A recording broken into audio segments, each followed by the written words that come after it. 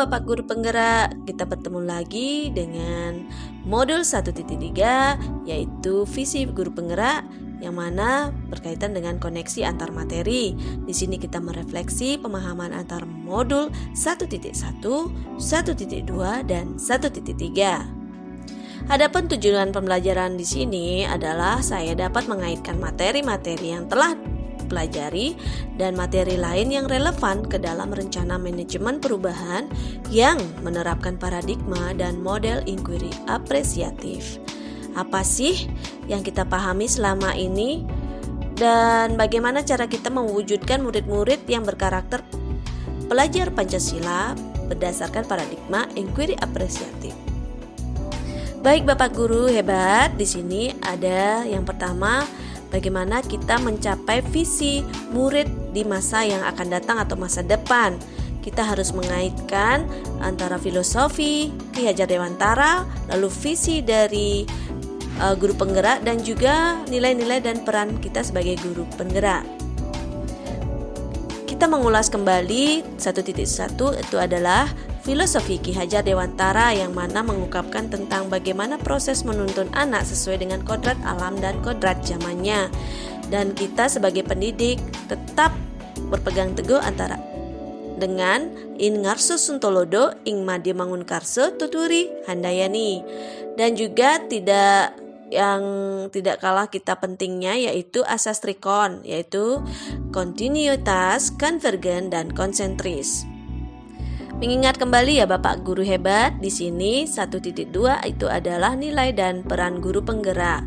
Untuk nilai dari guru penggerak itu sendiri adalah berpihak pada murid, mandiri, reflektif, kolaboratif, dan serta inovatif.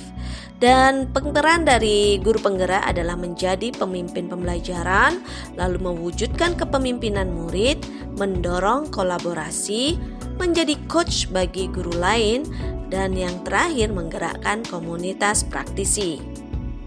Dengan 1.3, di sini visi guru penggerak sangatlah penting, di mana visi guru penggerak adalah representasi visual tentang bagaimana murid yang akan datang, yakni terwujud dia sebagai profil pelajar Pancasila, dan menyusun visi hendaknya berpihak pada murid sebagai landasan perubahan dalam pendidikan dan pola pikir positif melalui pendekatan inquiry apresiatif menggunakan tahapan Bagja.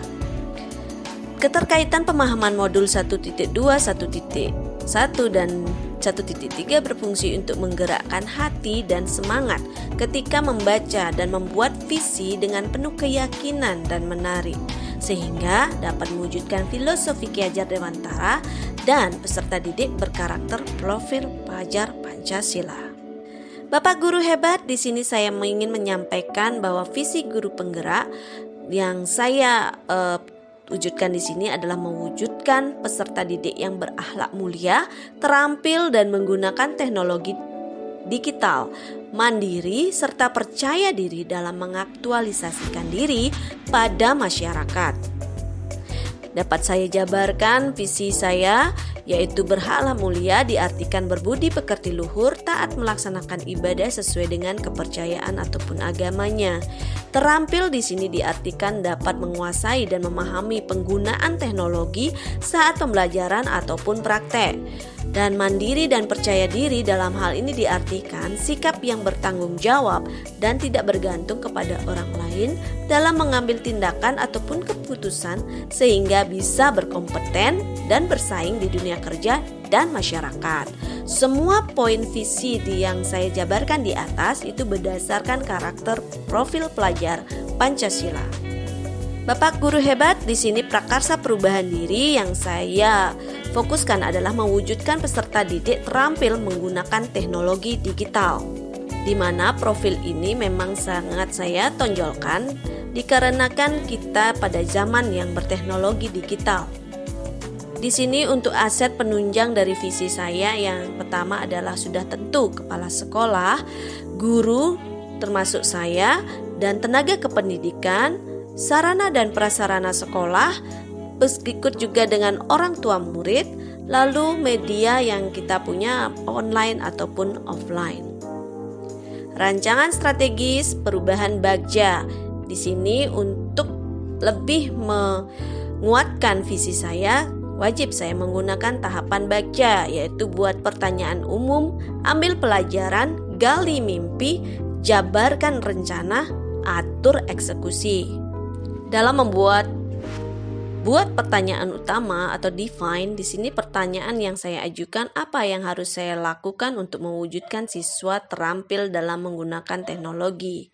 Di sini, tindakan atau penyelidikan yang perlu dilakukan adalah melakukan diskusi dengan rekan sejawat yang sangat penting dan juga kepala sekolah untuk mewujudkan peserta didik yang terampil dalam menggunakan teknologi digital. Yang kedua, mencari referensi terkait dari berbagai sumber untuk diamati, ditiru, dan dimodifikasi. Tahapan kedua adalah ambil pelajaran atau discover. Pertanyaan yang saya ajukan di sini untuk meningkatkan atau menguatkan visi saya adalah siapa yang terampil dalam menggunakan teknologi digital. Bagaimana cara untuk terampil mengembangkan kemampuan teknologi digitalnya? Lalu aktivitas apa saja yang dapat dilakukan untuk mengembangkan dan terampil dalam menggunakan teknologi digital? Keterampilan apa saja yang saya memiliki untuk membantu mengembangkan potensi siswa agar terampil dalam menggunakan teknologi digital. Nah, untuk daftar tindakan penyelidikan yang perlu dilakukan yaitu adalah membuat daftar guru ahli tentang potensi yang dikembangkan dan mendata aset yang ada untuk menunjang pengembangan keterampilan peserta didik dalam menggunakan teknologi.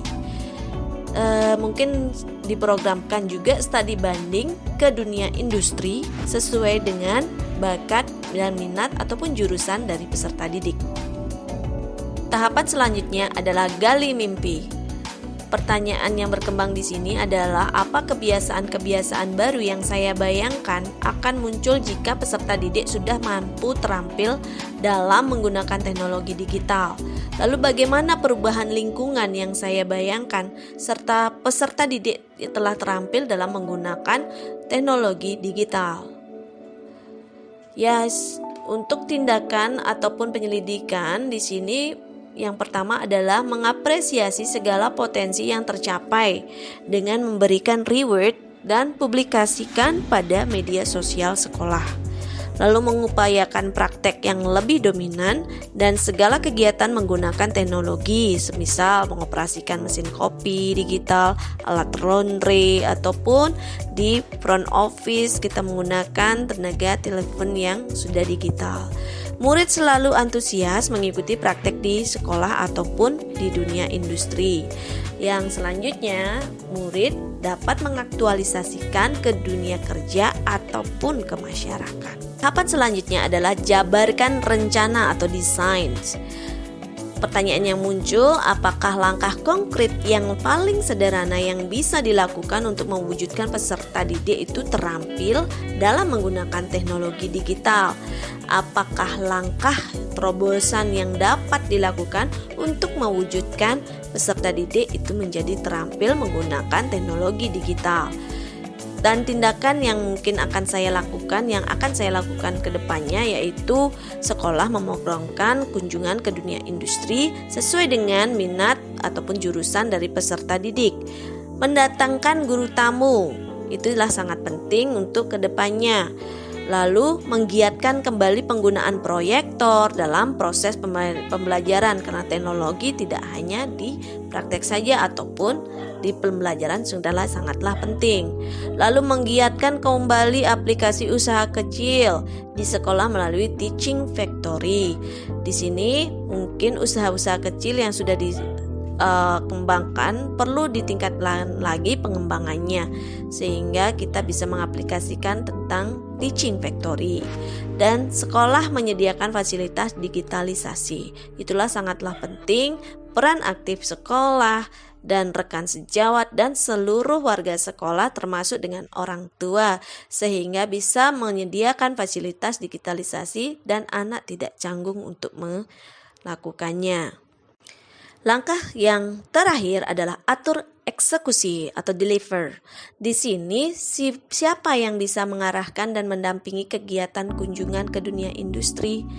Nah, lalu siapa yang membina siswa dalam pelaksanaan praktek di sekolah? Dan siapa yang melatih kemampuan digital? Nah, untuk di situ untuk mencapai hal-hal yang saya tanyakan di sini, itu saya harus menentukan daftar nama guru yang mendampingi dan membina kunjungan dan praktek di sekolah ataupun di dunia industri. Di sini mungkin guru IT ataupun guru-guru yang berkompeten ataupun guru tamu yang berkompeten untuk menyediakan waktu luangnya di sekolah. Lalu menghimbau agar semua guru menerapkan digitalisasi. Ya, betul sekali. Di sini guru wajib mengembangkan keahliannya kembali bahwa dia bisa mengoperasikan digitalisasi. Maka dari itu saya memang berfokus karena kita zaman digital, kita wajib tahu tentang digital. Jangan sampai kita tidak mengetahui bagaimana mengoperasikan digital. Demikian Bapak Ibu penjelasan saya tentang antar materi modul 1.3 visi guru penggerak. Guru penggerak merdeka belajar. Ki Hajar Dewantara mengatakan, guru jangan hanya memberi pengetahuan yang perlu dan baik saja, tetapi harus juga mendidik si murid akan dapat mencari sendiri pengetahuan itu dan memakainya guna amal keperluan umum. Matur suksema, Om Santi Santi Santi Om.